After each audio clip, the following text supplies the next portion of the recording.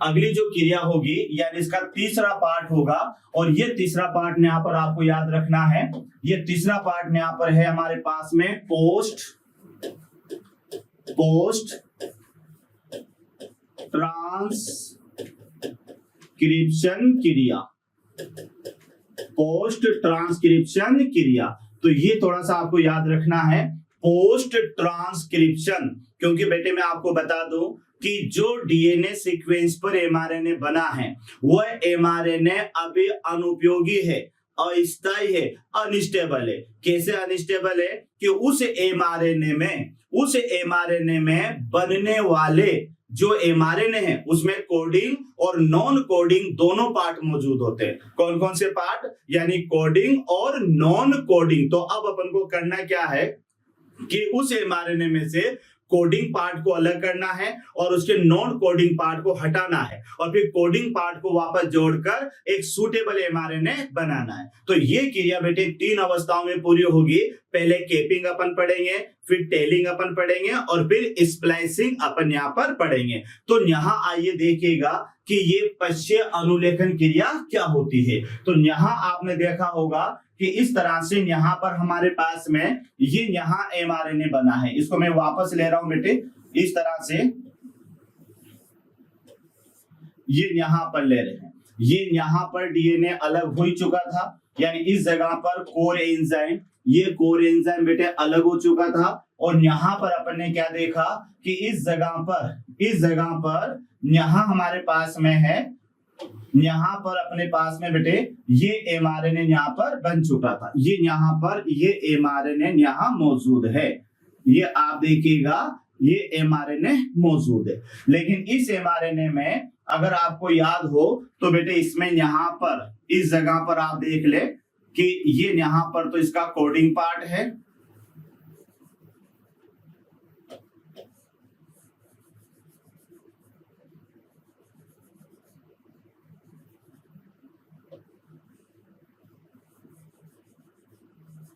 ये यहाँ पर आपके पास में है एमआरएनए। तो यहाँ आप देख लें कि ये एमआरएनए है बेटे, ये इसका 5 डेज है और ये कौन सा तेरा है 3 डेज। अब इसकी पहली स्टेज पर अपन चलते हैं। पहली स्टेज पर यहाँ पर आप देख लें यानी पहली अवस्था। तो ये यहाँ पर जो एमआरएनए है ये है अनस्टेबल एमआरएनए। अनस्टेबल एमआरएनए कारण क्योंकि बेटे इसमें ये वाला तो पार्ट कैसा है कोडिंग पार्ट। इस कोडिंग पार्ट को आप कहोगे एक्सोन, और इसी के साथ में इसमें यहां पर है नॉन कोडिंग पार्ट, और ये पार्ट इसका कौन सा है यानी इंट्रोन। तो यहां आप देख लें कि ये एमआरएनए। अब सबसे पहले स्टेप पर अपन चलते हैं और इस स्टेप को कहेंगे केपिंग। तो केपिंग के दौरान क्या होगा बेटे, यहाँ पर 7 मिथाइल, ये थोड़ा याद रखना, 7 मिथाइल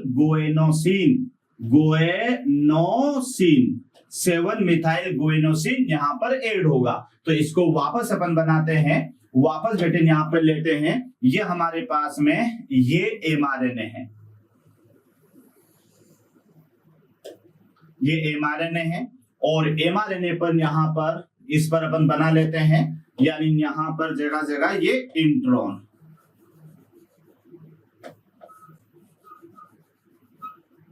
ये यहाँ पर नॉन कोडिंग पार्ट है इंट्रॉन।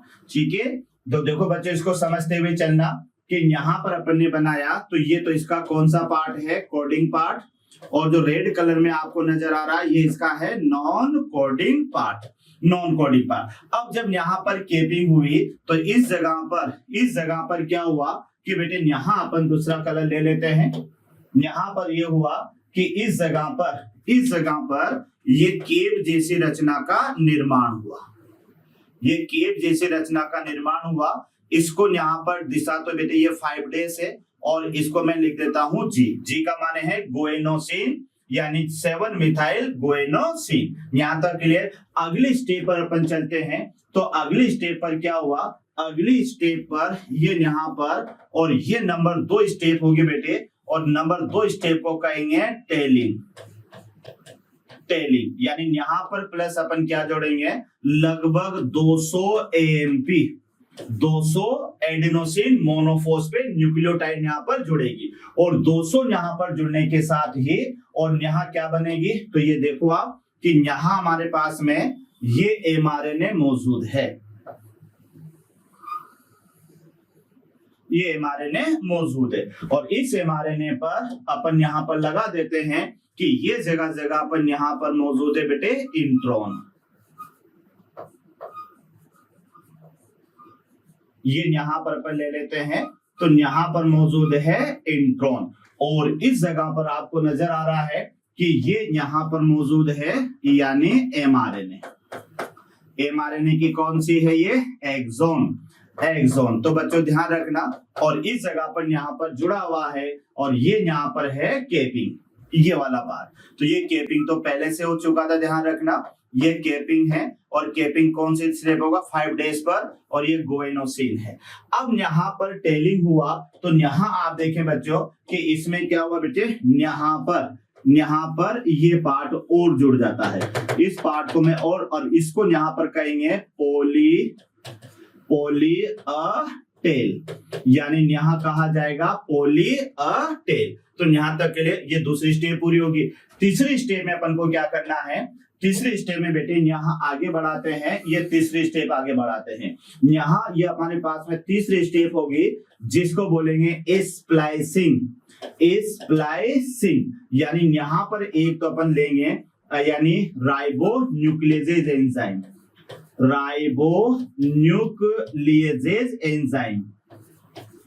एंजाइम, और दूसरा यहाँ पर आप लेंगे RNA लाइगेज एंजाइम। तो यहां से क्या होगा बेटे, यानी यहां से हो जाएगा इंट्रॉन यहाँ पर सेपरेट हो जाएगी, यानी इंट्रॉन यहाँ से पृथक हो जाएगी, और पृथक हो जाने के साथ ही यहाँ पर हमारे पास में ये mRNA यहाँ बनेगा, ये mRNA यहाँ पर बनेगा। तो इस mRNA में ये पूरा का पूरा mRNA जिससे अपने किसको हटा दिया, यानी नॉन कोडिंग पार्ट था इंट्रॉन, वो यहाँ से हट चुका है, और उसी के साथ में यहाँ पर आप देख लीजिएगा इस तरह से, इधर तो यहाँ पर ये हमारे पास में केपिंग है, और इधर यहाँ पर होगा, तो ये तो बेटे ध्यान रखना 5 डेज सिरा है, और ये गुएनोसिन है, और इधर यहाँ आप देखेंगे तो इधर यहाँ पर ये टीआरएनए का कौन सा पार्ट है, ये टीआरएनए का टेलिंग पार्ट है, ये यहाँ पर टेलिंग, ये हो जाएगा इसका 3 पार्ट। तो यहाँ अब जो एमआरएनए यहाँ पर हमारे पास में बना है, तो बेटे ये जो एमआरएनए है ये यहाँ पर है सूटेबल एमआरएनए। तो इस तरह से अपन ने किया क्या, यहाँ एक बार और ध्यान से देख ले कि बेटे अनुलेखन की क्रियाविधि के दौरान हमें ये एमआरएनए वहां पर बना, लेकिन ये एमआरएनए कैसा है, अनस्टेबल एमआरएनए है, यानी ये प्रोटीन निर्माण में सीधा भाग नहीं लेगा। क्यों नहीं लेगा, क्योंकि आप डायग्राम में देख लें कि इसमें बेटे क्रियात्मक और अक्रियात्मक यानी कोडिंग और नॉन कोडिंग दोनों पार्ट मौजूद है। तो ऐसे एमआरएनए को हेटेरोजेनस आरएनए भी कहा जाएगा। तो यहाँ पर जो कोडिंग पार्ट है वो तो एक्सॉन होगा बच्चों, और जो नॉन कोडिंग पार्ट है ये इंट्रोन होगा। तो ऐसा आरएनए जिसमें दोनों पार्ट मौजूद हो तो इसको विषमांगी या हेटेरोजेनस आरएनए भी अपन कहेंगे। अब इसकी क्रियाविधि को अपन को ये इंट्रोन हटाना है, तो इसको कहेंगे पोस्ट ट्रांसक्रिप्शन क्रिया, यानी इस क्रिया को 3 भागों में बांटेंगे। पहली तो केपिंग आएगा, फिर टेलिंग आएगा, और फिर क्या आएगा बेटे, स्प्लाइसिंग। तो टेलिंग में तो क्या होगा कि इसके 5 डेज सिरे पर 7 मिथाइल गुएनोसिन जुड़ेगा और एक केप जैसी रचना बनाएगा जिसे अपन टेलिंग कहेंगे, सॉरी केपिंग। अब टेलिंग में क्या होगा, इसके 3 डेज एंड पर 200 न्यूक्लियोटाइड की जो एडिनोसिन मोनोफॉस्फेट है ये इसके 3 डेज पर जुड़ेगी और एक पूंछ जैसी रचना बनाएगी जिसे पोली अ टेल कहेंगे। ये टेलिंग हो गया। स्प्लाइसिंग में क्या होगा बेटे कि ये जो एमआरएनए यहाँ पर बनेगा, इस एमआरएनए को डीएनए की जो दोनों श्रृंखला है या डीएनए की जो साझा श्रृंखला है उसे पृथक कर दिया जाएगा। तो इसके पृथक करने की क्रिया को स्प्लाइसिंग कहेंगे। तो स्प्लाइसिंग में दो एंजाइम काम आएंगे, एक तो होगा राइबोन्यूक्लियेज एंजाइम, और ये जो राइबोन्यूक्लियेज एंजाइम है ये क्या करेगा, यानी इंट्रॉन को तोड़ करके उसे जो है एमआरएनए से हटा देगा, और जो आरएनए लाइगेज है वो एक्सॉन को वापस जोड़ देगा। तो वापस जुड़ते ही बेटे अब सुटेबल एमआरएनए बनेगा, और उस एमआरएनए को अब यहां से प्रोटीन निर्माण के लिए राइबोसोम पर ले जाया जा सकता है। तो देखते हैं अपन इसमें क्या क्या आपको याद रखना है। तो पोस्ट ट्रांसक्रिप्शन क्रिया का पहला बिंदु आपको याद रखना है, इसका पहला पॉइंट याद रखना है कि जो एमआरएनए बना अनुलेखन क्रिया के दौरान जो एमआरएनए बनता है वो अनुपयुक्त होता है। तो यहां पर लिखिएगा अनुलेखन क्रिया के दौरान, अनुलेखन क्रिया के दौरान निर्मित एमआरएनए, अनुलेखन क्रिया के दौरान निर्मित एमआरएनए, ये थोड़ा सा याद रखना है, के दौरान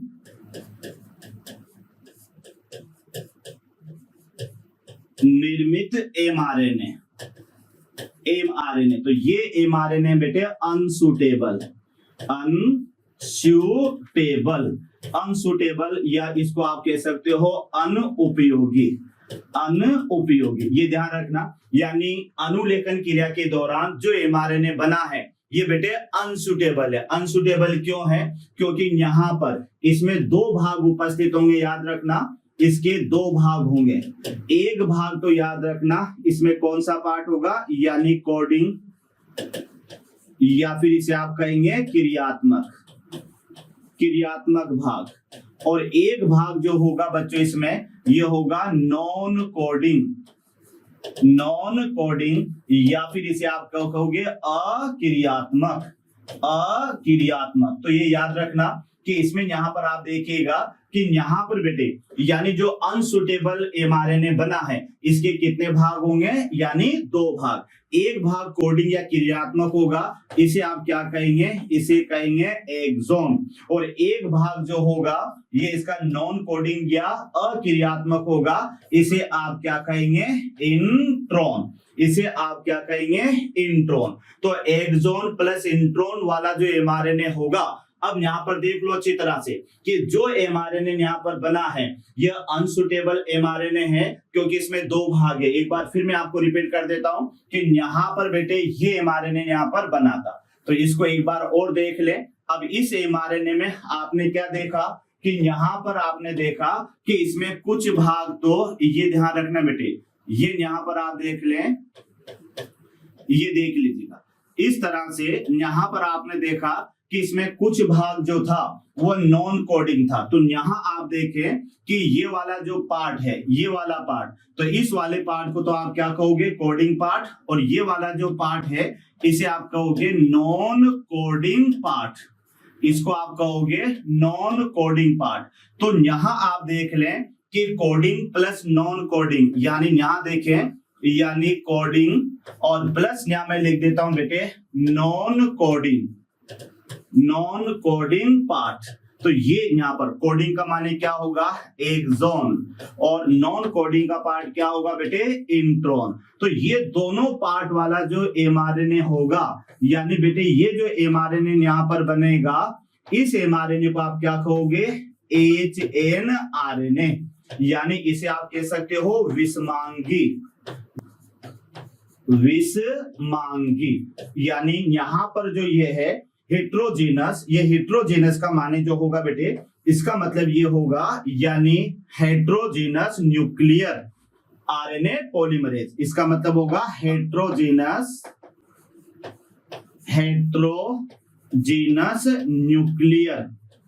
न्यूक्लियर आरएनए। तो ये थोड़ा सा आपको याद रखना है कि कोडिंग और नॉन कोडिंग वाला या एक्सोन प्लस इंट्रॉन वाला जो एमआरएनए है, उस एमआरएनए को आप कहेंगे हेट्रोजीनस एमआरएनए। ये याद रखना, हेट्रोजीनस यानी एचएनआरएनए। HN का मतलब होगा बच्चों यानी हेट्रोजीनस न्यूक्लियर आरएनए। अब ये जो अनुलेखन की क्रिया है जिसके दौरान एमआरएनए अनसुटेबल बना है, तो सुटेबल पार्ट तो उसका कौन सा है बेटे, कोडिंग पार्ट है, और अनसुटेबल पार्ट जो है नॉन कोडिंग है। अब अपन को क्या करना है, इस नॉन कोडिंग पार्ट को हटाना है, तो इसको अपन कितने भागों में बांटेंगे, यानी 3 भागों में अपन इसको डिवाइडेड करने वाले हैं। तो यहां पर आप देखिएगा कि पोस्ट अनुलेखन की जो क्रिया है, पोस्ट अनुलेखन की क्रिया, पश्य अनुलेखन की क्रिया, और इसको 3 भागों में विभक्त करना, इसको 3 भागों में विभक्त। तो ये ध्यान रखना, 3 भागों में विभक्त, यानी जो पश्य अनुलेखन की क्रिया है, पश्य अनुलेखन की जो क्रिया है, तो ये क्रिया यहां पर होगी, पश्य अनुलेखन की जो क्रिया है ये क्रिया होगी 3 भागों में। तो 3 भागों में बच्चों यहां पर जो पहला पार्ट आएगा ये नंबर 1, इसको अपन लेंगे यानी केपिंग। पहली जो क्रिया होगी यहां पर होगी केपिंग। तो केपिंग में मैंने आपको क्या बताया था, केपिंग में मैंने आपको बेटे ये बताया था कि यहां पर 5 डेज एंड पर ध्यान रखना, यानी एमआरएनए के 5 डेज एंड पर क्या जुड़ेगा, 7 मिथाइल गुएनोसिन जुड़कर केप समान रचना बनाता है, जुड़कर केप समान रचना बनाता है, केप समान रचना बनाता है। तो ये थोड़ा सा याद रखना, यानी एमआरएनए के 5 डेज एंड पर, ये ध्यान रखना, ये 7 मिथाइल गुएनोसिन जुड़कर और केप समान रचना बनाता है, जिसे केपिंग कहते हैं। याद रखना, जिसे केपिंग कहते हैं, जिसे केपिंग कहते हैं, ये आपको याद रखना है। तो ये आपकी पहली अवस्था होगी यानी केपिंग। तो केपिंग में क्या हुआ, 7 मिथाइल गुएनोसिन जो है बच्चों ये एमआरएनए के 5 डेज एंड पर जुड़ा और वहां पर केप समान रचना बनाए, जिसे अपन ने कहा केपिंग। केपिंग हो गई। अब इसके बाद में क्या होना है, तो इसके बाद में नंबर 2 स्टेप हमारे पास में आती है, और ये स्टेप आती है टेलिंग, यानी पूंछ का बनना। तो टेलिंग यहां पर आप देखिएगा, टेलिंग में क्या होगा, तो ये भी आपको पता होगा कि टेलिंग में बेटे ये होगा कि एमआरएनए के 3 डेज एंड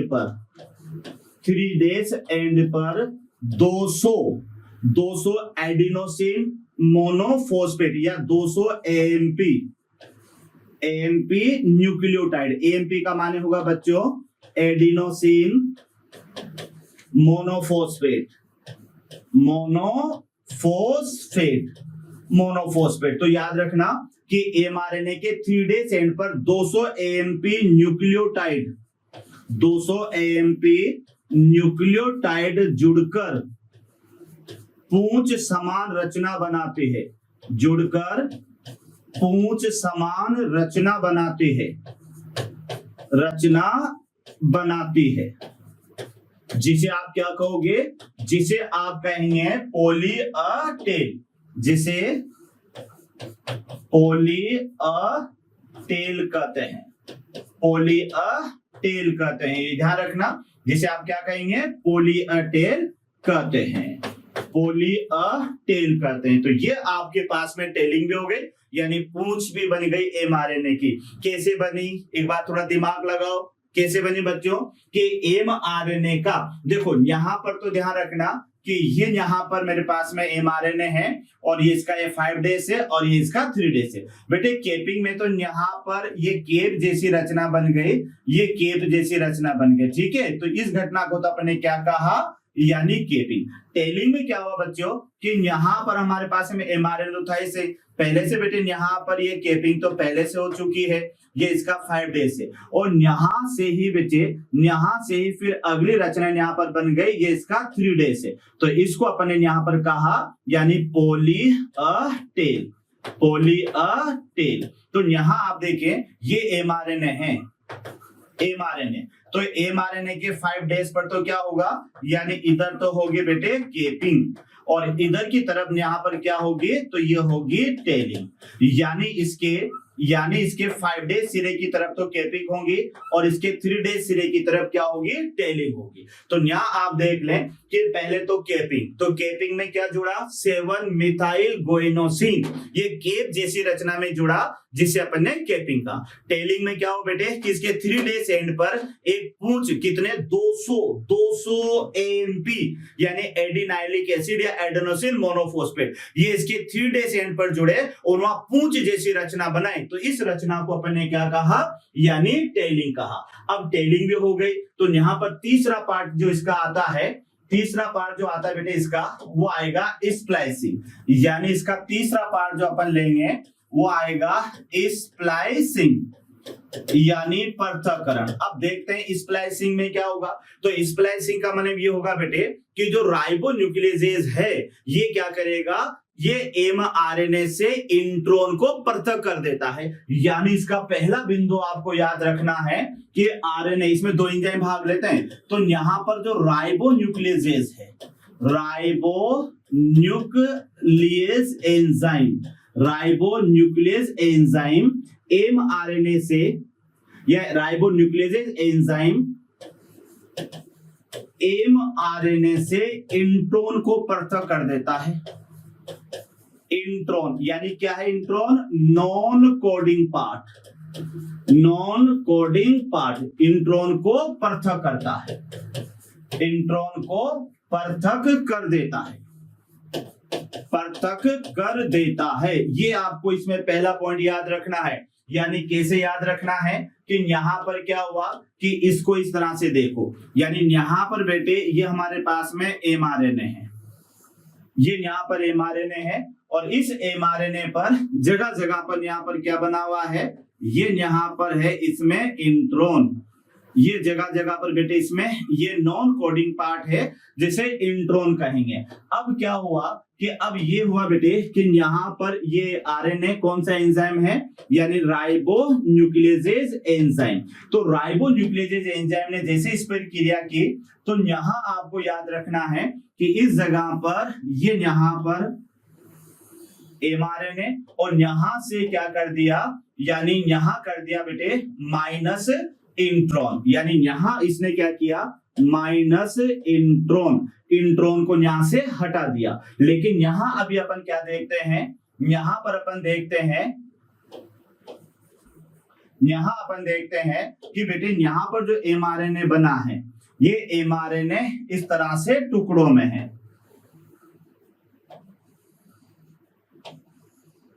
ये यहाँ पर टुकड़ों में है। अब टुकड़ों में है तो अगली यहाँ पर बेटे दूसरा एंजाइम जिसमें आएगा इसको कहेंगे आरएनए लाइगेज। और आरएनए लाइगेज क्या करेगा, आरएनए लाइगेज इस एमआरएनए को, यानी ये क्या है, ये यहाँ पर बने बेटे ये है एक्सोन और ये एक्सोन पार्ट को पूरा जोड़ देगा। अब जो यहाँ पर एमआरएनए बना इसको कहेंगे सूटेबल एमआरएनए, ये यहाँ पर बना ये है सूटेबल mRNA। तो यहाँ आप देख लें कि पहले तो क्या हुआ कि राइबोन्यूक्लियोजेज ने क्या किया कि बेटे इस इंट्रोन को यहाँ से हटा दिया, और उसके बाद में जो आरएनए लाइगेज है सेकंड नंबर पर आपको याद रखना है, आरएनए लाइगेज एक्सोन को आपस में जोड़ देता है, यानी यहां आपको याद रखना है को आपस में जोड़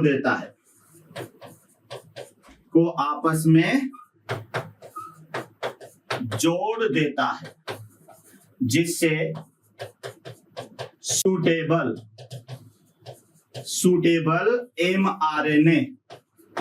mRNA का निर्माण होता है, सूटेबल mRNA का निर्माण होता है। तो ये ध्यान रखना बच्चों, यानी अपन ने क्या किया, ये जो नॉन कोडिंग पार्ट था इसको यहाँ से हटा दिया, लेकिन इसके हटाने में 2 तरह के एंजाइम यहाँ पर काम आए। पहला एंजाइम तो था यहाँ पर राइबोन्यूक्लियोजेज एंजाइम। तो बेटे राइबोन्यूक्लियोजेज एंजाइम ने क्या किया, इसको बीच बीच में से तोड़ा और तोड़ करके इंट्रोन को हटा दिया।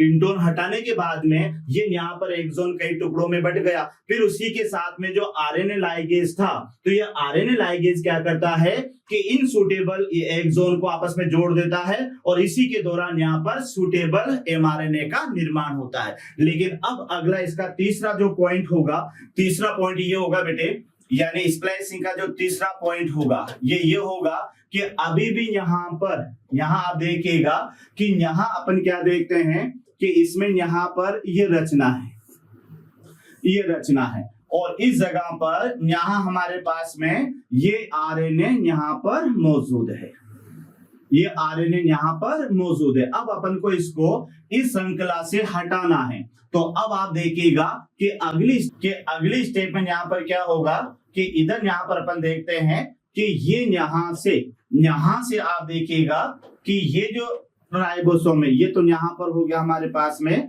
ये तो डीएनए है, ठीक है। और डीएनए के साथ यहाँ से क्या अलग हो जाएगा, यानी प्लस, और ये यहाँ पर ये अलग हो गया, जिसको अपन बोलेंगे सूटेबल एमआरएनए। तो अब इसके प्रोसेस को देखो, यानी इसमें थर्ड पॉइंट जो आपको याद रखना है, तीसरा पॉइंट जो आपको याद रखना है वो ये याद रखना है, इसका तीसरा बिंदु बेटे आपको याद रखना है, यानी हुआ क्या, यहाँ पर एक प्रोटीन होते हैं SNRNP, प्रोटीन की सहायता से सूटेबल एमआरएनए टेम्पलेट श्रृंखला से पृथक हो जाता है।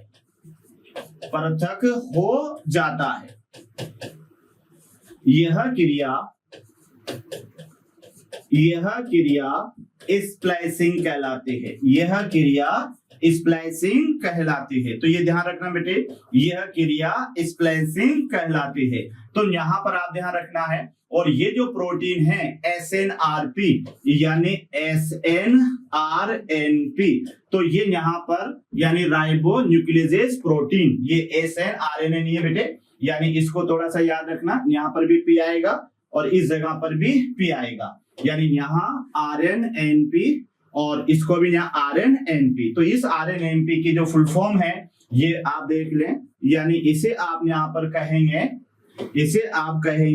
यानी small nuclear ribo nucleo protein, यानी SNRNP का मतलब स्मॉल न्यूक्लियर आरएन प्रोटीन। तो देखो ये जो विशेष प्रोटीन है SNRNP, इस प्रोटीन की सहायता से सूटेबल एमआरएनए डीएनए की टेम्पलेट श्रृंखला से पृथक हो जाता है और यह क्रिया स्प्लाइसिंग कहलाती है। और ये जो पृथक एमआरएनए राइबोसोम पर जाकर प्रोटीन निर्माण में भाग लेता है, प्रोटीन निर्माण में भाग लेता है। तो इस तरह से ये था बच्चों हमारे पास में यानी पोस्ट ट्रांसक्रिप्शन प्रोसेस। तो पोस्ट ट्रांसक्रिप्शन प्रोसेस में पहले नंबर पर केपिंग आया, दूसरे नंबर पर टेलिंग आया और तीसरे नंबर पर स्प्लाइसिंग आया। स्प्लाइसिंग में ये हुआ बेटे, यानी सबसे पहले राइबोन्यूक्लियेज एंजाइम उसने उस अनसुटेबल एमआरएनए को कट किया और वहां से इंट्रोन को हटा दिया। उसी के साथ में आरएनए लाइगेज एंजाइम था, उसने एक्सोन को आपस में जोड़ दिया और एक सूटेबल एमआरएनए का निर्माण हुआ। ये जो सूटेबल एमआरएनए है ये एसएनआरएनपी प्रोटीन की सहायता से टेम्पलेट श्रृंखला से अलग हो जाता है और अलग होकर अब यह राइबोसोम पर जाकर जो है नई प्रोटीन के निर्माण में भाग लेगा। तो याद रखना कि एसएनआरएनपी प्रोटीन की सहायता से किसका यानी इस उपयुक्त एमआरएनए का उससे अलग हो जाना यह घटना कहलाती है यानी स्प्लाइसिंग। तो ये टॉपिक था बच्चों हमारा अनुलेखन। तो अनुलेखन को अपन ने बेटे ध्यान रखना 2 पार्ट में अपन ने कंप्लीट किया, पार्ट 1 और पार्ट 2। वैसे इसकी क्रियाविधि अगर आप देखें तो बेटे मैंने इसको 3 पार्ट में पूरा किया है। कैसे? पहले नंबर का तो था हमारे पास में इंट्रोडक्शन, दूसरे नंबर का था इसकी क्रियाविधि और तीसरे नंबर का था हमारे पास में पश्य ट्रांसक्रिप्शन क्रिया। पश्य ट्रांसक्रिप्शन क्रिया, इसकी क्रियाविधि को अपन ने 3 भागों में पढ़ा। एक तो प्रारंभिक अवस्था, दूसरा जो है दीर्घीकरण अवस्था और तीसरा बेटे समापन अवस्था। यहां तक क्लियर। उसके बाद में पश्य अनुलेखन क्रिया को भी 3 भागों में पढ़ा। पहला बार था बेटे हमारे पास में केपिंग, उसके बाद में आया टेलिंग और तीसरा आया अपने पास में स्प्लाइसिंग। तो बच्चों थोड़ा ध्यान से पढ़ना, अच्छा पढ़ना, और जो है क्या कहते हैं कोई कंफ्यूजन हो तो बेटे जरूर मुझे बताना। अगला जो हमारा इसके बाद वाला टॉपिक होगा ये होगा हमारा अनुवादन, क्योंकि अब ये एमआरएनए बन चुका है और ये एमआरएनए प्रोटीन के निर्माण के लिए राइबोसोम पर जाएगा और राइबोसोम पर जाकर अब ये प्रोटीन बनाने में भाग लेगा। तो बेटे प्रोटीन निर्माण की फैक्ट्री राइबोसोम होती है और ये एमआरएनए जो डीएनए से प्रोटीन की सूचनाओं को ले चुका है और लेने के बाद अब ये प्रोटीन की टेक्नोलॉजी को या प्रोटीन निर्माण की टेक्नोलॉजी को लेकर कहां जा रहा है? ये जा रहा है राइबोसोम पर और वहां जाकर अब ये प्रोटीन निर्माण में भाग लेगा। तो ये सॉरी बच्चों, ये था हमारे पास में ट्रांसक्रिप्शन की क्रिया और इसी के साथ में बेटे आज यहां तक ही रहेगा। तो बहुत बहुत धन्यवाद, थैंक यू वेरी मच।